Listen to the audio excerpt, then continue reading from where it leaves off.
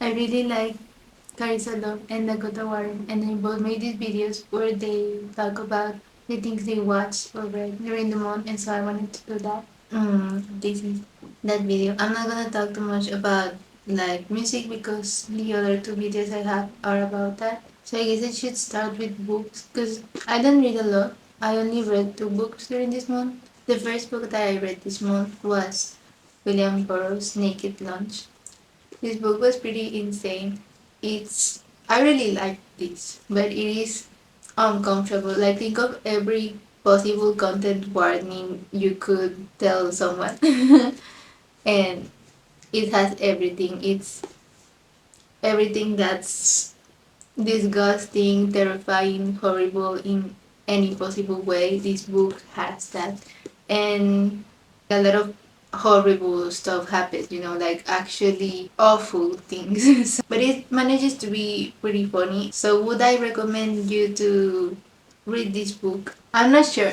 I'm not sure because I feel like if I told someone like, oh my god, you should read this book, it would be like kind of mean because like what am I subjecting this person to? It is, but it is good if you like literature, and especially like from the time, this is from like the 60s, 50s, 60s. If you like that and like weird stuff, you are going to like this. But I don't think I should tell you like, oh yeah, you should read it. But it is great. It is a very interesting book. I would say 4.5 stars out of 5. Next, I read The Bell Jar by Sylvia Plath. This book was so sad. It made me feel awful. I think it took me about 2 weeks to finish it, and those whole 2 weeks I was just completely miserable. I wouldn't recommend to read The Bell Jar if you are in a bad mental state. But I did really like this book. It was really, I don't know, it's beautifully written and it's really engaging, I guess. I gave this 5 out of 5 stars. It is a great book. Now we got the movies, and this is the longest part of this video because I watched too many movies during this month. The first one I watched was The Royal Tenenbaums. I don't know why. And this movie, I think it was really good. I really like Wes Anderson's style. I think he's very unique, and it's good.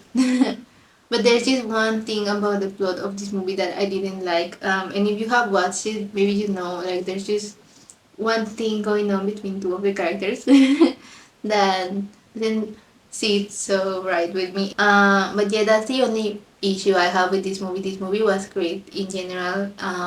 Should you watch it?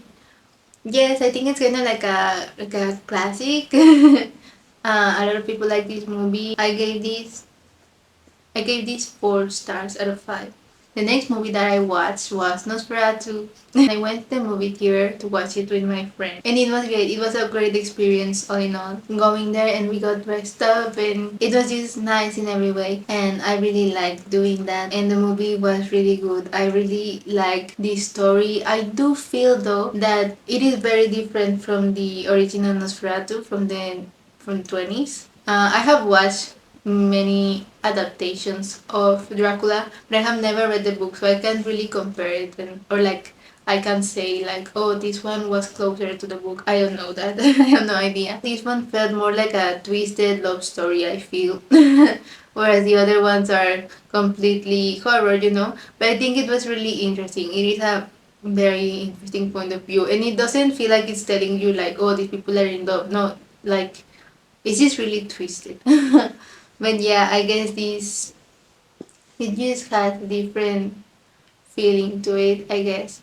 I do like more the horror vibe of the original one. And it's also kind of fun. The movie is great even if it wasn't attached to a book on its own. It's really good. Next I watched Zoolander, and this is a comedy film. It is about models, and it is very funny. Every Friday I watch movies with my brother and my mother, and we always try to find something funny to watch together, but we never find anything good. It's hard to find a good comedy film, and this is a good comedy film. I did really like. I don't have much to say about it. Next I watched Anora. I had no idea what this movie was going to be about, but it was great. The first half of it is like really funny and lighthearted, I guess. But then the second half, well, not the second half, maybe just like the last 15 minutes, I don't know, of the film, they are so like devastating. The ending felt so dense, you know, it was really sad. It's one of those movies that make you feel empty by the end. And I'm not saying that's a bad thing. I think that was really cool. I gave this 5 stars out of 5. Next, I watched The Wicker Man. I watched this movie because I think it was Karissa Love. She recommended it in one of her videos. And this movie was really interesting. I have no experience with folk horror. This movie is about a man, well, he's a policeman, and he goes to this island, and these people have like a different religion, they have a different culture, and he doesn't understand it, and he's very mean to them and disrespectful to their traditions. And I thought it was really good. It is very interesting. But most of all, I really like the music. This is a musical. And I think it was really good. And I gave this 4 stars out of 5. Next, I watched The Good Girls. I didn't like this film. I'm just gonna say that. Like, I didn't like The Good Girls. I was expecting it to be much better. None of the characters are relatable, and that's not always a bad thing. But in this one, it is because it doesn't manage to make you feel interested in them either. You know, like I don't feel like you always have to relate to the characters to be interested in them. But in this one, it's like they are not relatable. I don't care about what's going on with them. None of them are like likable enough for me to care about them. But it's not awful, you know, like it wasn't a bad movie. It was just not my cup of tea, I guess. I gave this film 2.5 stars. Next I watched The Substance. This was a very confusing movie, especially the ending. The ending was so confusing to me. Everything else was really good. It was an interesting movie. You really feel bad for the characters, which I think is nice. I have have this like hot take, I guess. I feel like this would have been so much cooler if it was a comedy film. I'm just saying, okay? I'm just saying. Um, but yeah, I did like this, like I said, and I gave this 3 stars, 3 stars out of 5 because I don't feel like I might watch it again, maybe with some friends, but like, was this good? Yes, but was I crazy for it? No, so that's my opinion.